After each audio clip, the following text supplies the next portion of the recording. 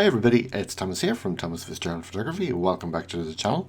Today we have a super quick Lightroom tip for you, and this is about a feature that I recently discovered that was added in Lightroom 14.5, and by some chance I missed it when I did my review video recently.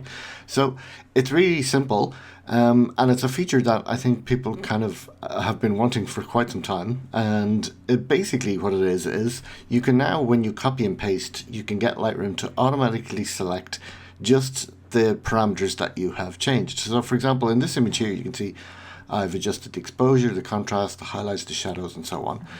So basically when you hit copy, in previous versions of Lightroom, these checkboxes would basically be preset to whatever the last set you had used. And that also it was the same set as you'd use if you were creating presets. But in 14.5, they added this subset feature, which lets you make basically presets of presets. So you could, for example, save different subsets. So, for example, here's one I made earlier called Details, which just selects the details. But one of the features in here is Modified. And when you select Modified, it will automatically select just the adjustments that you've actually adjusted on the image. And when you hit Copy, I can now move to another image and hit Paste.